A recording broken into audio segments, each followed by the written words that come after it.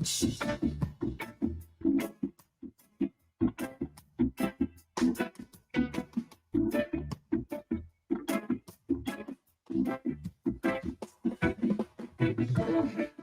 once again, everybody, and welcome back to Soccer's Overtime, your weekly look inside the San Diego Soccers and the Major Arena Soccer League. And we are streaming live on Twitch. It's our Season 6 season debut. Craig Elston here with Tony Sanchez. We got a lot to talk about. It has been several months away, and yet here we are. Tony, welcome in, my friend, straight from your Two Balls and a Mic studio. Thank you for adorning it with some soccer swag as we kick things off here, Season 6 of Soccer's Overtime. Absolutely a pleasure to be part of the Soccer's Overtime family. You would have found me in the comments anyway, so we would have been talking Soccer's anyhow. But again, thank you for gracing me into the hallowed halls of Soccer's Overtime. It's going to be fun. It's going to be a great time. And again, I need to get some soccer swag, to be completely honest. Well, I know someone who at least I can get you connected to. I'm sure we've got some connections we can work on along the way as we hear once again the beautiful sounds of the South Bay, courtesy of Bobby Cressy. On tonight's show, we welcome in a new co-host. We say farewell to another. The league has new conferences, a new playoff format. We'll figure it all out for you. Don't worry about it. We're going to tour the Soccer's schedule. We're going to set the stage, a year-long farewell to the grand old arena, and a wild day at the WMF World Cup across the world at United Arab Emirates, where both the U.S. and Mexico are sent packing in a matter of hours today. We will talk about it.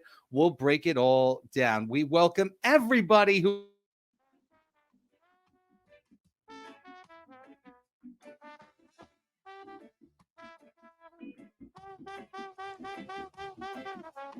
And I do believe Mr. Craig has hit the mute button.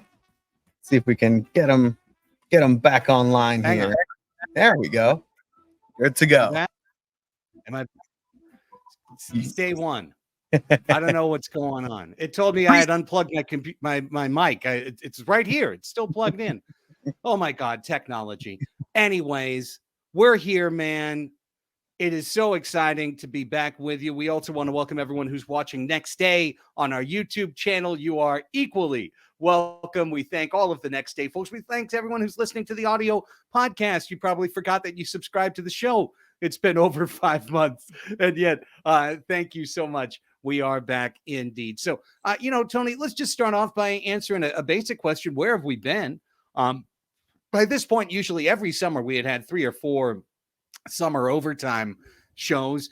We didn't have any this year. That's because, I was furloughed the last 5 months and was spending a lovely summer away from the organization as we kind of shrank down and hunkered down for the summer. But now we're back. We're back ready to go, and we are here together, and I am very excited to welcome you in as our Season 6 co-host, of course, from Two Balls and a Mic, where you yourself and Shiva Alejandro Villaseñor have done so much for the soccer community, really been a voice for independent soccer media here in San Diego. But for maybe folks who have only seen you as our Spanish language announcer last year or filling in with me on game 1 of the semifinals last year, let everyone know what you've been up to. No, absolutely. And, I've kind of been living the adventure of a lifetime here in San Diego and covering the sport of soccer. And the constant has always been the San Diego Soccers. And it's one of those things that, it's kind of like, that old family member that you have in the back. Yeah, they're there. They're fantastic. But there's value there. There's always been value. And I've always been, a student of the game. Indoor soccer for me is my specialty. I grew up playing indoor soccer in Mexico, over in Furati, over in Fogol, and all those arenas where a lot of these players for the San Diego Soccers grew up and still play and just kind of keep up and sharpen their skills. But it's one of those things where San Diego Soccers is something that's near and dear to my heart. It's given me a lot of opportunities, and I'm just really happy to be part of the team. And, we represented the Sockers in the final, unlike the actual team itself. So that in itself was an honor to do alongside you. So just want to go ahead and keep it going. And again, want to thank everybody who's been allowing me to do this as a side project and as more than a hobby, because it's really coming from the heart. And everybody who's laid the foundation and the groundwork before me is to thank, to have us be in this position. And you know what, Craig? Again, I'm an avid viewer of Soccer's Overtime every Tuesday at 5 p.m. on Twitch. You can also catch it after Podwise or on YouTube. But this has to go there. Like that just that made me feel good. That good. All right, that looks better. Yeah, 100%. Again, preseason here, and a lot of hard work goes into the back scenes and what ends up being the San Diego Sockers in their form on and off the field. So it's a lot of work. So thank you to everybody and to you to consider me to help out with this. Well, it's a thrill to have you along, Tony. Of course, every hello comes with a goodbye. Jerry Jimenez, who's been my host and right there by my side for the last 3 seasons of the San Diego Sockers, getting his own championship ring along the way. Jerry, of course, has literally moved on to bigger and better things. He is now working at a full-time position for San Diego Football Club. Last year, he was working with San Diego Wave, but working with us side by side. Now he is locked in. He's one of the big guys. He's Big J over at San Diego FC. And we're so happy for him and so excited that he is living out his football dream and his career aspirations. Of course, that precluded him from working for the Sockers at all, even in our kind of lean and mean status here in 2023-24. So, we say goodbye to Jerry. We wish him well. I'm sure he'll be in the chat at some point during the year. He is still a huge Sockers fan, and he is still an absolutely dear friend. Along those same lines, I want to very happily announce that you will be right there beside me for all of our broadcasts this year on twitch.tv, on MASL Soccer or MASL Soccer 2, wherever they put us, when we do games from Chihuahua right here on San Diego Sockers, where you've been by my side in the past, of course. But this year, we also very sadly say farewell to Nate Abarea, who after 8 seasons announcing with the Sockers, not coming back this year, we had to be put in a situation where we had to create a one combo position for the show and for the games. And this is how it all wound up having to play out with everyone's schedule and availability and tech and everything else. And it's here, and I can't wait. You're my partner all year long, but Jerry and Nate, gone, but certainly not forgotten, and certainly beloved in our community, and hopefully still by our Sockers fans. Absolutely. And definitely just want to say that again, thank you to Nate and Jerry for laying the groundwork and setting the bar to where it needs to be, a bar of excellence. And this is what the San Diego Sockers have always represented throughout the league.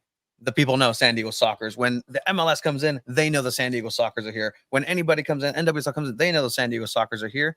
And for that, again, thank you for everybody who's been able to lay this foundation. And it's exciting. It's exciting, Craig. It's going to be something that's going to be special. I'm not going to try to fill any shoes. I'm going to try to make my own little shoes, my little cobbler here on the side. So those are wonderful shoes ever made before, but enough shoe metaphors. I think it's time for some soccer. Awesome. All right. We'll go ahead and kick it then as well. And just remind everyone, the purpose of this show is to be the show of record in the Major Arena Soccer League. And that's what we are. And that's what we will continue to be, is the show of record, the show everyone comes to, the show all the other teams come to listen to, the show the commissioner comes to listen to talk about this league. This is where you get honest opinion about the MASL. This is where you get in-depth talk about the MASL and the San Diego Sockers. You get it very few other places. There are other shows.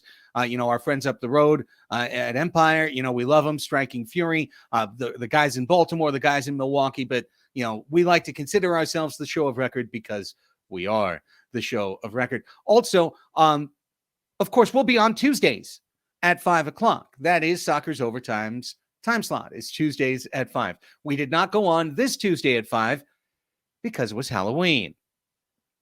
And just that simple, because it was Halloween. It was Halloween. It didn't make sense. Tony's had the best costume. I was not going to take away your opportunity to go house to house and to collect all the various candies, all the dulces from around your neighborhood. And I know that you do that right through dusk. So I didn't want to take that away from you.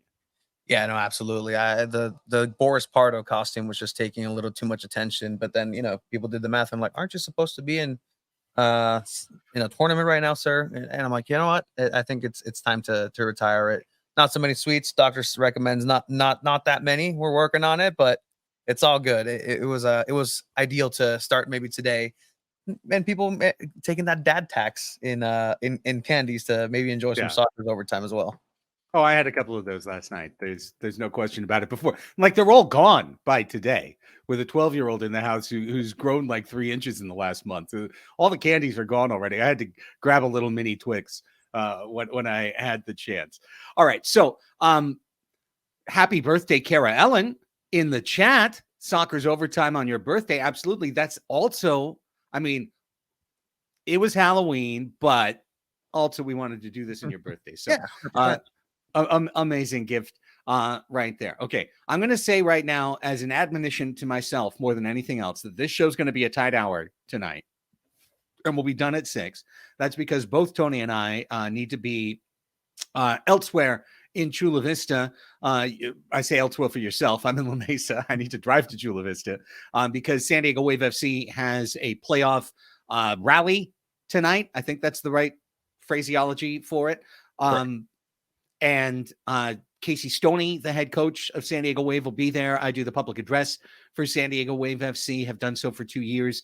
Excited for Sunday's NWSL semifinal. And I'm going to get the opportunity tonight to interview Casey Stoney for the first time, meet her for the first time.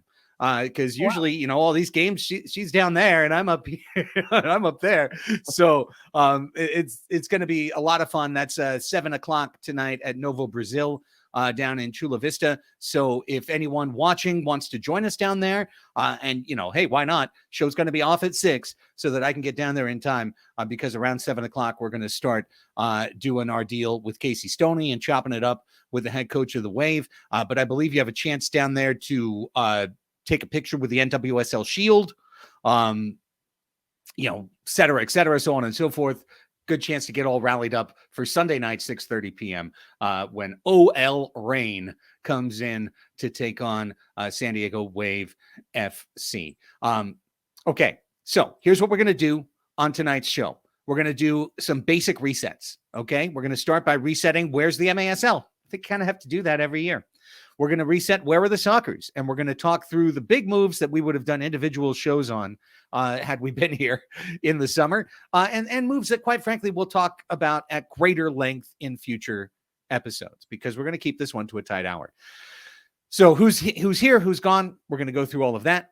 We're going to look at the schedule. We're going to go through it. We're going to go through it game by game. We're going to check on the promotional schedule. We'll give you some bit of a sneak peek into some of the content angles that we'll be delivering you this year. And then we'll wrap up with some quick news, including the WMF wipeout and including a potential major move in MASL in the power structure with a major player maybe on the move. We're gonna do some ripe conjecture coming up toward the end of the show. I see Soccer's Dynasty asks a question. Any loyal players a possibility for this season, like Adrian Perez? I believe Adrian Perez is actually under contract with Strikers. I could be wrong, but I thought when they signed him last year, they signed him to a multi-year deal. I do not believe that he is available as a free agent. I saw someone in my Padres Hot Tub Discord today saying we needed to start a campaign to bring Elijah Martin to the Soccers. And maybe we should be getting into some of these guys' DMs and giving them next week's open tryout. Because actually a week from tonight will be open tryouts up at Bradley Park in San Marcos. So maybe that's a good idea, Tony. Maybe that's something you and I need to talk about a little bit later, is seeing if we can direct E3 up to Bradley Park next week. I mean, I wouldn't be such a bad idea, right? There's a plethora of talent that's left over here from the remnants of San Diego Loyal. And I mean, to speak to the type of game that you're talking about, Adrian Perez came from Empire, and that really was shining in the outdoor game. And that just doesn't go away. Elijah Martin and his play style for the San Diego Loyal, I think that would translate a lot better than some other outdoor players. Maybe, you know, Mr. Donovan. You know, it was fine. See, I'm starting already and just start throwing stones to former San Diego soccer Look at legends. that. Donovan catching strays. Who knew? He's like, I thought my week was tough already. No, it's definitely something that can happen. But just one thing is, I mean, Craig, talk about open tryouts. Just throwing it out there. I've recently retired, so I can't participate other than, you know, having the booth duties. Obviously, it can't go down there. But no, if that's something that interests people, I know people are listening that want to take that extra step as well. Go try out, because it's something that it might be closer to your reaches than you think, and you never know. And if you think you're good enough, let's go. That'd be good to see. stsoccers.com/tryouts. You can sign up and get set. And literally, it's like 1 week and 40 minutes from now is when they'll have open tryouts from 6 to 9 p.m. At Bradley Park a week from tonight. So with that, all right, quickly to an MASL reset. Where are we? The MASL will have 13 teams, Tony, in 2023-24. We've added it up. Florida over the summer folded, the Florida Tropics. Boy, did we see that one coming. Mm-hmm. Boy, we talked about it for 2 years on the show. Florida stopped charging for tickets, said you could buy a parking pass and come into the game. As soon as you turn your game's tickets into something other than a commodity, you're in huge trouble. As soon as something's free, it's valued against every other free thing in the world, and some other things you pay for as well. When you pay for a ticket, you use a ticket because you paid for that ticket. When you are given a ticket, you think, well, you know, I could go. Mm-hmm. So Florida's gone. Guadalajara was expected to join the league and kind of ostensibly take Florida's place. And according to the MASL official website, they retain the ability to apply for the league in 2024-25. But for whatever reason, they didn't fit the criteria. They didn't meet the standards. So Guadalajara is not in MASL in 2023-24. So what do we have? We have 2 conferences. We are staying conferenced. There you can see the East on top with St. Louis, Baltimore, Utica, Kansas City, Monterrey, huge. And we'll talk more about it. Monterrey goes east, Harrisburg, and the Milwaukee Wave. It's a 6-team Western Conference, and it's the Sockers with the Savage, with the Strikers, the renamed Texas Outlaws. Now they're a team for the whole Lone Star State. Mesquite can't keep them to themselves. They belong to the whole state. Tacoma Stars and Dallas Sidekicks, who now are restricted to Dallas. No one can root for them other than Dallas. Everyone else must be a Texas fan. That's how it goes. That's how the California Angels and the Golden State Warriors rose to prominence years ago. So there you have the conferences. The playoff format, Tony, does take a tweak. Last year, you might remember there was a 4v5 play-in game. They got rid of that. Thank God. That was a huge mistake. Yes. We ripped that last year.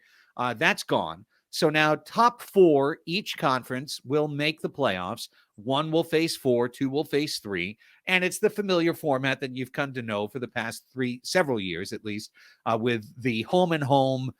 And then if the series is tied, the knockout game, I almost called it mini game, the knockout game that follows the game 3. So best of 3 series, but within that, it's 2 full games and then a 15-minute knockout. Overall, your thoughts on how the conferences shake out? I mean, it seems like it's very interesting, right? When we mentioned Monterrey being something that of a surprise there, and it's going to really throw a wrench in certain things. 13 teams though is one of those things that's, you know, a little odd just out of the gate. It is split into the Western and Eastern conferences, but I mean, looking at the teams that are involved, the Eastern Conference was absolutely wild last season.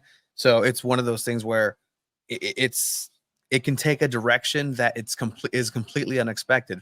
Baltimore Blast was written off so many times, and they ended up being the rivals for Chihuahua in what could have been a home match against the Sockers, but it didn't turn out and pan out that way. Monterrey is a very strong team. They have a very good style. Their front director técnico, now it's been in Spanish, by the way. There's more Spanish here, so you might need a SAP button at some point. But I mean, it's one of those things where Monterrey actually got reinforced with some very important players, and just throwing that into the Eastern Conference is going to be very interesting. There's some good play out there, but here in the Western, I mean, the Sockers, like that's always a team to beat in any sense, right? And you look at Chihuahua and what they've done and the infrastructure they've built all the way to their MASL 2 team. That's a team that really sees the bigger picture and has been successful in doing so, winning it all last year. And it's something that maybe the Sockers needed for the season to really be inspired and say, I don't want to get kicked in the teeth again and embarrassed in such a way and have it end in such a way, because it was shocking. It's one of the most out of body experiences that I've had in a live event ever. It's just, that was it. Like, Chihuahua scored. That season's over. It's such sudden. And, not to take anything away from any other teams in the Western Conference, but those are going to be the 2 teams to watch. And if you're paying attention to those matches and how they're gearing up for each other, it's incredibly interesting and just an absolute powerhouse that Chihuahua has built. So all credit to them. Absolutely. It's the Sockers, it's the Savage, and Chihuahua comes back as the defending champs. So they deserve to have that front runner status. They deserve to be the team out in front that's considered the favorite to take it back. And, it's up to the Sockers to take it back from Chihuahua this year. And that's what they have to endeavor to do. The Sockers won the MASL Shield for the second straight season, lifted the Supporters Shield. That's outstanding. A shield is great. It's silverware. It's a recognition of a tremendous season. The Sockers play for a different piece of silverware. They play for the Ron Newman Cup. So obviously the goal here is to take that last step and to go all the way, which leads us directly to our Sockers reset. So what's happened with the club since last we spoke? And for a team that won 22 games, it's really not a surprise. There's a lot of continuity for the Sockers. There has been continuity for the last several years. It's generally been the same team with a couple strategic additions. And that's largely the case this year as well. So let's start with who's been signed. And I would say the Sockers signed the single 2 best free agents available in the MASL this offseason, starting with the midfielder who was newcomer of the year in the MASL with the Empire Strikers, Gabriel Costa. The little Brazilian gets a 3-year contract to come down I-15 to San Diego. And Costa, who had 40 points as a rookie, who was part of the TST $1 million championship team, along with Drew Ruggles. So skilled with his left foot, with his right foot. He can pass, he can shoot. And to me, he just fits into a midfield that when you look around and you see Charlie Gonzalez and you see Brandon Escoto and you see Gabriel Costa, there's no weak spots in the San Diego Sockers midfield. And that's something that's incredibly important, especially going into these matches where sometimes it seemed like the Sockers last year missed a step because they were missing a player due to injury. And now you have a player that can slot in there with the caliber of Ruggles and it's the Gabriel Costa, but it's something that's going to be able to really show the dynamic nature of the Sockers philosophy of playing. And that's something that's really important. Can Gabriel Costa come in and play like a San Diego Socker? The style of the Sockers is something that's is recognizable throughout the league. And when you're watching a Sockers game. So it's going to be very interesting to see how that weapon is going to be available and how they're going to go ahead and utilize them. It's always been an embarrassment of riches at times. And it's always who are you going to play? When are they going to play? And when are they going to shine? It's a long season. So it's good to have that sort of depth. Yeah, and ostensibly he takes Iram Pollo Ruiz's spot in the Sockers lineup. We'll talk about Pollo more in just a second. We mentioned that the Florida Tropics dissolved. That meant that all the Florida Stars threw themselves onto the market at the same time. And, some of those key players, Hugo Silva went to Harrisburg, Ricardo Carvalho went to Milwaukee, and Drew Ruggles came to San Diego. I remember being in Australia, Tony, with Drew at the WMF World Cup 4 years ago, and us joking at that time, he had just signed a big money deal with Florida and saying that all roads lead to San Diego. I'm like, eventually you'll be with us, Drew. One of these days, eventually you'll be with us. And here it is, a 4-year contract for Drew Ruggles, ostensibly to, lock up his career here in San Diego. A guy who won the championship in Milwaukee, was part of the Eastern Conference champions, Florida, that the season ended with COVID. Those teams, the team that made it to the finals against us in 2022. And of course, last year, another team that was good, but things were falling apart behind the scenes. The Reggett trade, now, the team folded at the end of the year. So bringing Ruggles in, just strength, a left foot, can score. He's big, he's versatile, great chemistry guy, extremely smart, had the behind the back pass $1 million assist in the soccer tournament, TST 7v7 earlier this year in North Carolina.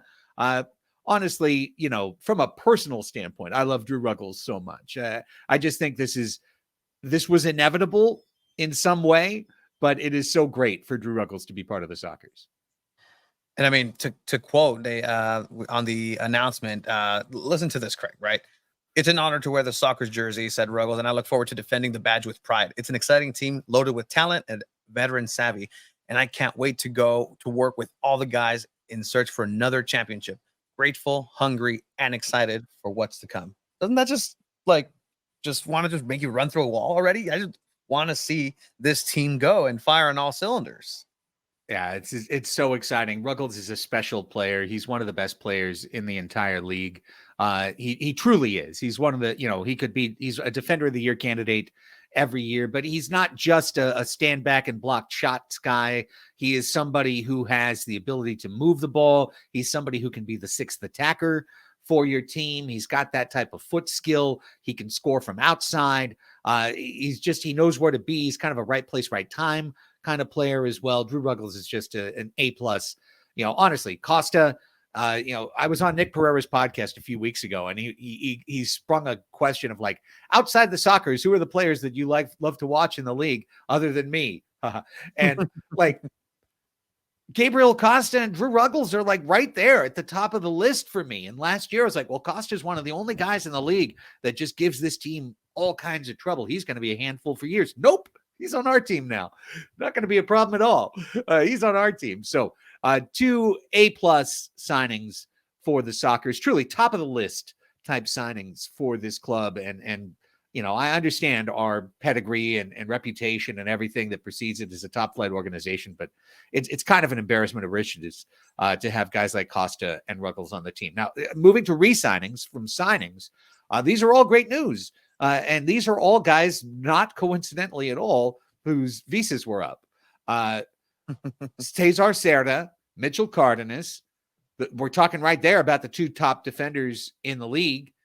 Christian Gutierrez and Leonardo de Oliveira have all signed 5-year contract extensions. The 3 of Cardenas, Cerda, Gutierrez were all announced at once over the course of the summer. Leo just came a couple of weeks ago for the Sockers. But, I mean, you're talking about core players on this club, Tony. And in particular, when you now think about this defending core and how it's just locked in for years to come. And, Pino's still here.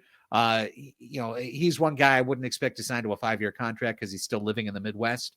Mm-hmm. But when you just look at, for this year, Cerda, Cardenas, Pino, Ruggles, Pee-wee, okay, like, we're set on defense.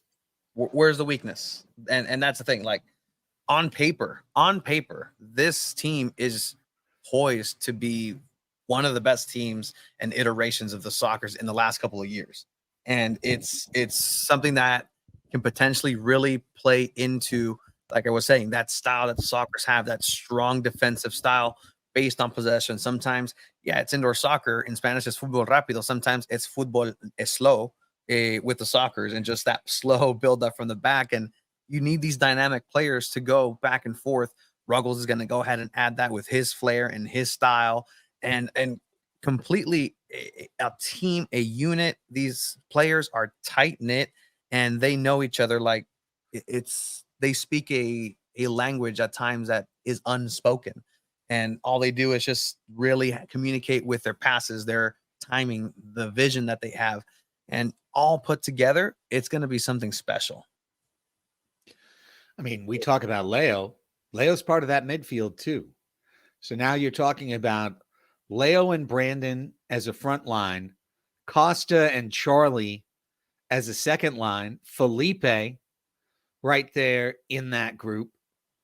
Again, embarrassment of riches. The fifth guy, if your fifth midfielder is Felipe Gonzalez, you're kicking ass in the major arena soccer league, and the up front is the same: Tavoy, Childs, Gutierrez, the forwards you've come to know. So a lot of continuity. Of course, as Susan mentions in the chat, Boris, when you talk about the defense, you got Boris Pardo, the defending goalkeeper of the year, once again in the back, first team all MASL goalkeeper in the back. So you've got experience, infusion of new talent, 3 levels of talent, forward, midfield, defense. This is a completely loaded for bear team, to the point that you couldn't keep all of the players around. So let's mention who's departed. Many to Monterrey, not a surprise. Poyol Ruiz, Ismael Rojo. There's one kid that I wouldn't have minded keeping.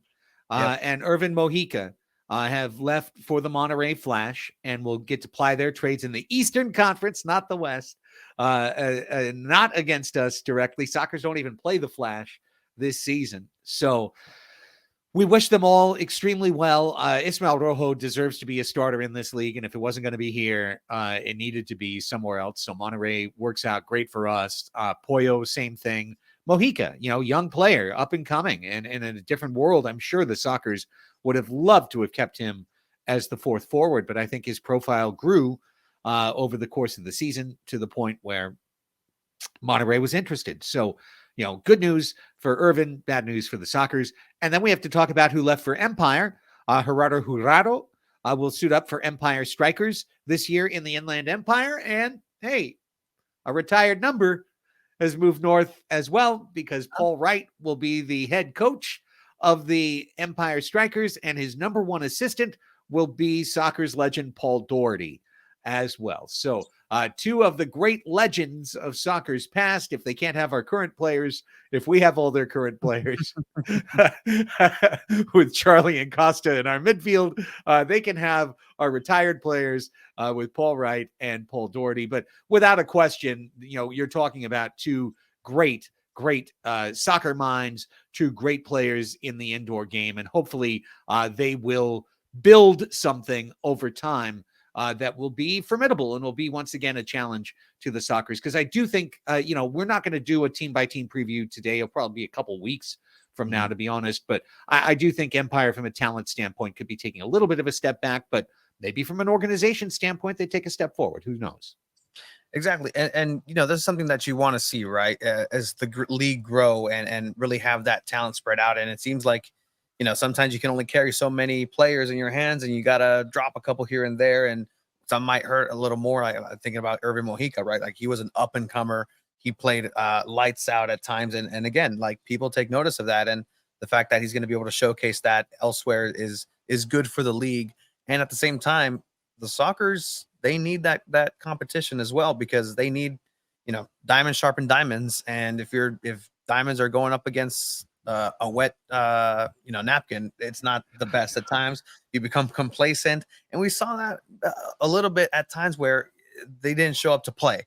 And that's when you really start to put together the weaknesses of this team. And it seems like something that was built upon eventually in Chihuahua. And I know it's minor details here and there, but these are the things that professional teams will take notice of. And these players across the league will make you pay for it. And so it's going to be very interesting to see this league and interesting to see what the competition is like this season. All right, 22 minutes left in the show. We're going to hard hour. Let's look at the schedule for the San Diego Sockers, released about 3 weeks ago, right about when I came back in the fold with San Diego. And there it is, line by line. So let's go through it real quick. It starts with the home opener, Sunday, December 3rd, against the Tacoma Stars. Sockers and Stars will see a lot of themselves. The 6 meetings out of 24 this year, so a quarter of the schedule, and 3 of those come in the first 5 games. So home opener, Sunday, December 3rd, 5:05 p.m. at the Grand Old Arena, Pechanga Arena, San Diego. Sockers, Tacoma Stars. 2 teams rematch the following weekend on a Saturday, December 9th, up at Accesso Showwear Center. And then the Sockers will take on the Dallas Sidekicks Saturday, December 16th at the Credit Union of Texas Event Center. However, that's a back-to-back weekend for San Diego because they will have to board a flight, come straight home, and take on Empire. Sunday, December 17th is our second home match of the year, Sockers and Strikers. That game will be 1 hour later than normal for a Sunday, 6:05 p.m. to account for possible travel issues as San Diego comes home from the Lone Star State. Homestand continues on Saturday, December 30th with the Tacoma Stars back in town, last game of 2023. That'll be our first Saturday night and a 7:05 p.m. game. Sunday, January 7th, Texas Outlaws in town, 5:05 p.m. for the Sockers and Outlaws meeting for the first of 3 times. Another back-to-back travel weekend, January 13th and 14th. Saturday, boy, this is tough. This is tough. Saturday, January 13th, a night game against Tacoma. Sunday, January 14th, first meeting of the year against Chihuahua. And those are only the most important games of the year, the Sockers and the Savage. And the Sockers will not only be doing a back-to-back, they'll be doing a back-to-back having flown from Washington the day they play Chihuahua. So that stinks, but it is what it is. And 3 days later, San Diego will be in the Inland Empire for their first trip to Empire to take on the Strikers for a Wednesday night, 7:05 p.m. game. Another travel back-to-back, Saturday, January 27th, 7:05 p.m., Sockers and St. Louis Ambush for their only meeting of the year, and then straight to the airport. Actually, it'll probably be bright and early the next morning for the Sockers to fly to Tacoma for a 5 o'clock match against the Stars at Accesso Showwear Center. So those are 2, really 3 nasty back-to-back, each time traveling between states, interstate travel, and all of that takes place at the beginning of the season.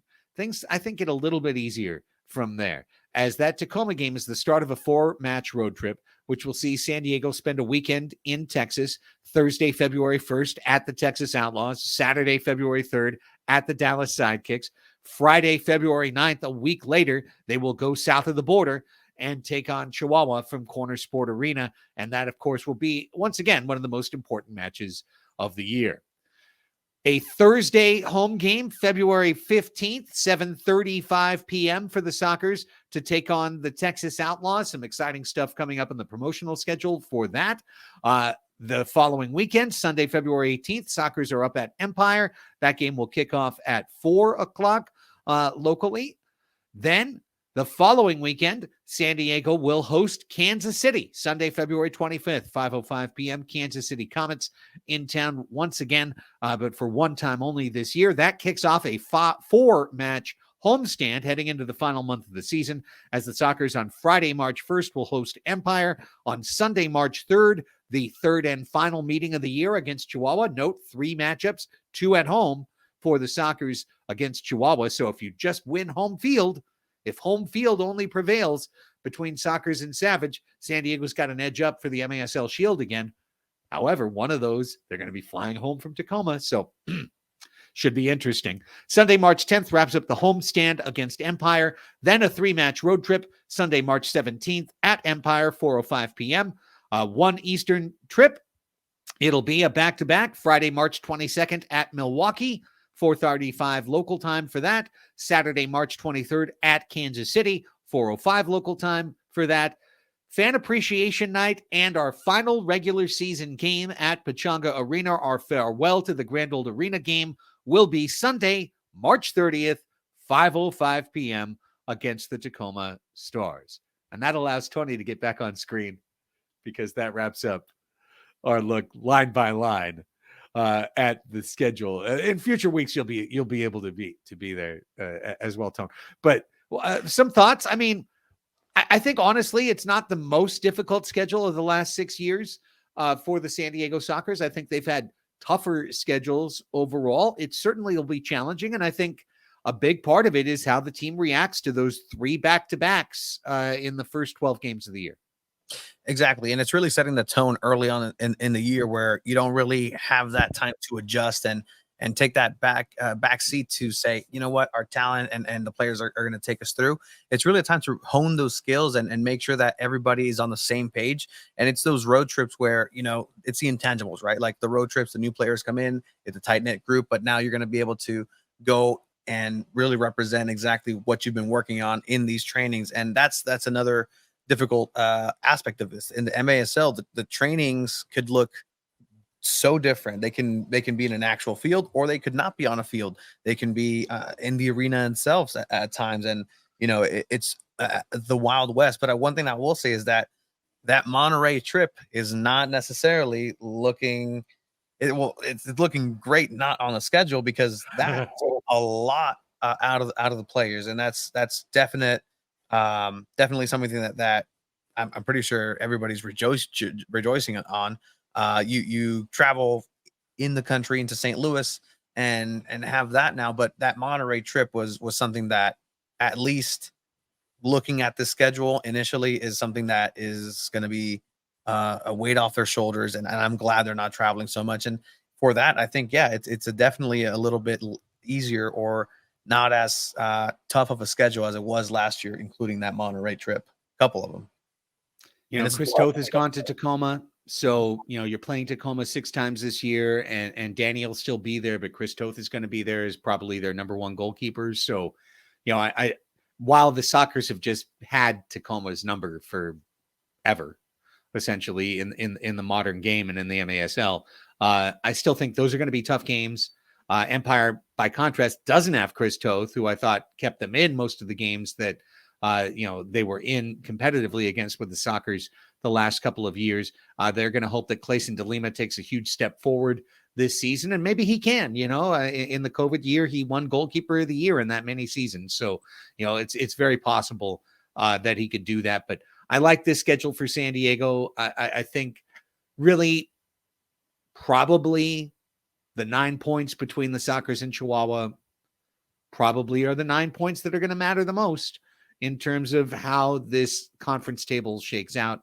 Having 2 of the matches at home is huge. And, you know, the Sockers are just going to have to be really smart on that first back-to-back, that 13th and 14th, you know, coming home to take on Chihuahua in January to make sure that they've got the right team to go that second night. And, you know, if that's one of those things where you start Xavier up in Seattle to hold Boris, you know, I'd love to see this. I'd love to see the Sockers get Xavier a little bit more involved this year and start to use a little more load management, as Boris is now, you know, approaching 40 and basically started every game but one last year. So, you know, we'll see how that shakes out. We're going a tight hour today, so I'm going to make a quick executive call. We'll talk a lot more about the promotional schedule on next week's show. Just would like to highlight real quick a couple of the big highlights of the promotional schedule. Opening night, we'll have a scheduled T-shirt that includes the Farewell to the Grand Old Arena logo on the front. So a T-shirt that not only recognizes this year, but also recognizes the history of the Sockers at Pechanga Arena, formerly the San Diego Sports Arena, formerly the Valley View Casino Center, formerly the iPay One Center. I think it was that too. Our annual media game is Sunday, January 7th, against the Texas Outlaws, where we bring in, you know, Beto Perez and Cabana Boy Jeff and all the rest of our favorite media and celebrities. You know, maybe Jerry can play this year as a San Diego FC celebrity. I like that. Now, you said you've retired. Correct. But does that mean you wouldn't play in the media game? Well, I think this is one of the situations where even retired players are part of celebrity games. So it's almost like a celebrity player emeritus in a sense. I'm just concerned of my recovery time, just playing and just the history that I've had in those games. I go all out, so just being winded, huffing and puffing, getting back on the mic, I might need an extra second. So I mean, if Yeah. that's allowed, if you're okay, Yeah, I might just do the third quarter by myself. Like, just give you a recovery quarter, let you catch some hydration / some Calafino, down in the locker room. And I see Furker in the chat saying he wants to play with you, so wants to score on you, of course. So, we'll see. We'll work that one out. But the media game is January 7th. The alumni game is Saturday, January 27th. For the Sockers in St. Louis ambush. So keep your eye on that, because that's always going to be special for alumni night. Thursday, February 15th, that'll be San Diego Sport Night. We are hoping to do a lot of collaborative things with the local teams in town, but I will just say, and we're not going to show this for a little while. Season ticket members will see it first at our season ticket member party, but we will be debuting a third kit that night that's going to be incredibly popular. It's going to be super popular, and it's super great. Friday, March 1st is Star Wars night. Sockers are wearing Yoda. I believe Mando on Pardo. Those jerseys are fire. You'll see them later.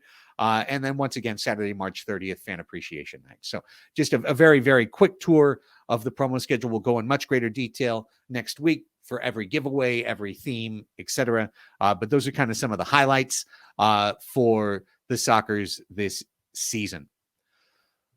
And remember, it's we've entitled today's show, the season premiere, The Long Goodbye, because that's how I look at this season, Tony. It's a year-long farewell to the place where the Sockers have won 12 of their 16 championships, the San Diego Sports Arena, a place that they've known unprecedented success, really, an arena where their memories are the most critical sports memories that have been founded inside that particular building. So every single home match, there's 12 regular season home matches. The Sockers have won 12 championships inside the sports arena, calling the sports arena home. We're going to have representation at all 12 matches from those 12 championships. We're going to mark it down from 81-82 all the way to 21-22.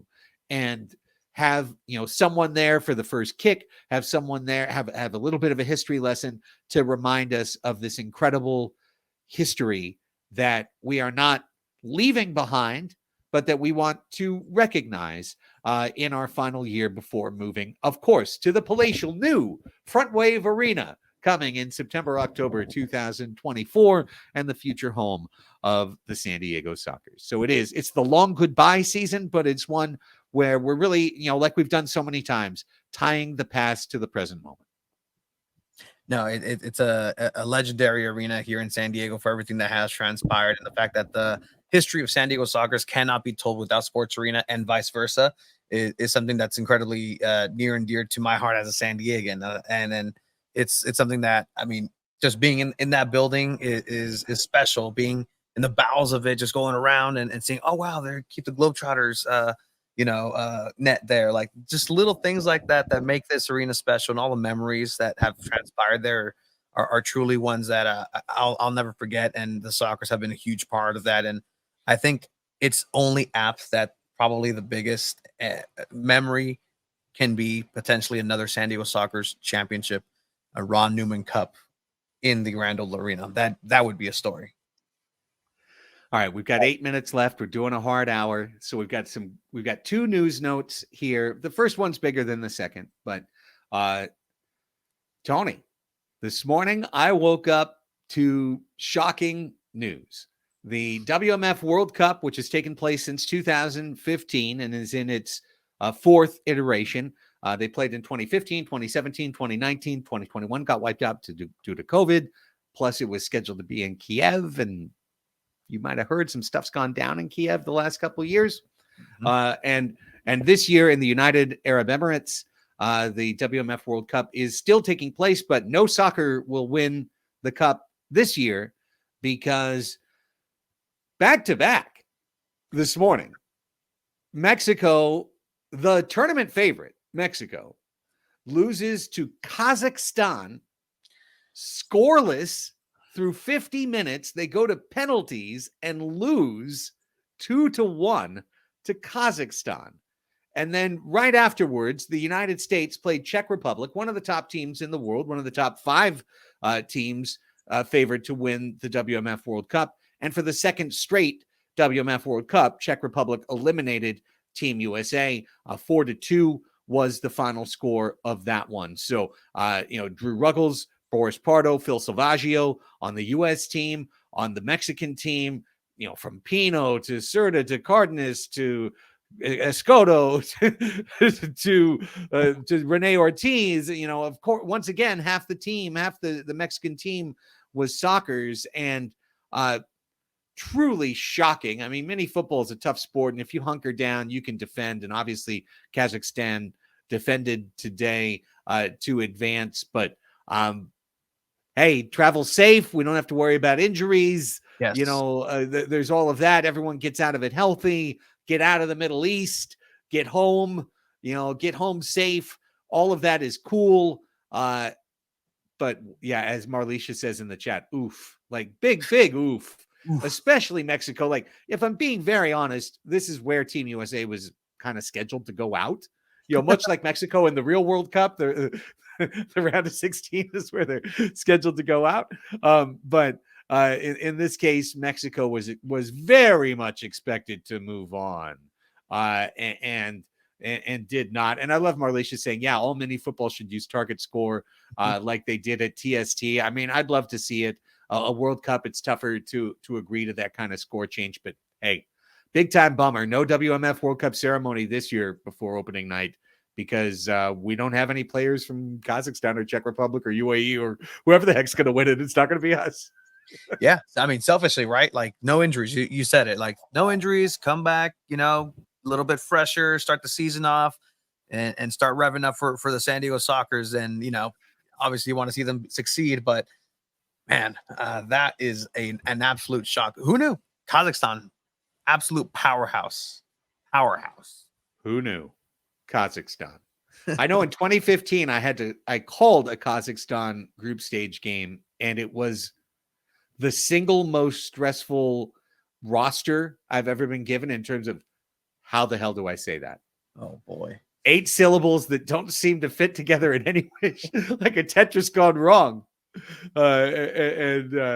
So, hey, it is what it is. They lost. I think it's a really, really tough place to go and play the Middle East. I think it's very tough for Western Hemisphere teams to go there and succeed. And I think if you look at the bracket, it's a lot of local teams that are generally advancing in WMF this year. But, congrats to the guys for making it to knockouts. Sorry you're out in the first knockout. Glad you're coming home, I guess, is the bottom line. Yeah.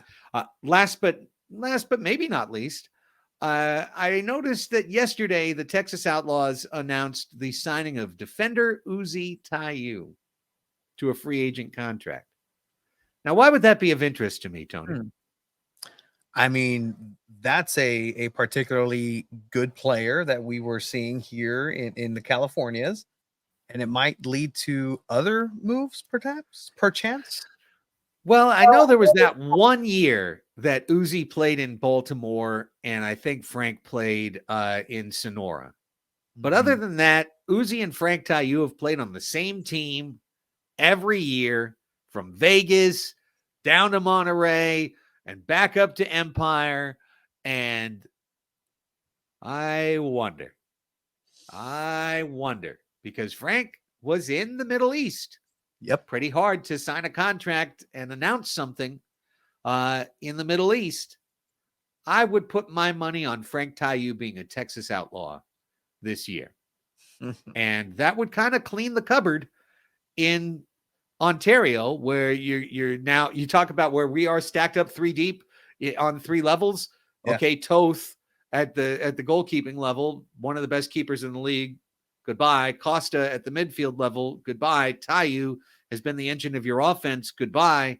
If that happens, look, for Paul Wright, Paul Doherty, they're going to start something new, maybe with some young guys. As Marlisha said, lots of trades and picks at the league combine. So maybe it's a completely different looking team in Empire this year. But I just can't help but think if Uzi is in Texas, Frank's still on the roster on the MASL website in Ontario, but I kind of have a feeling like the Inland Empire might be bidding farewell to Tayu.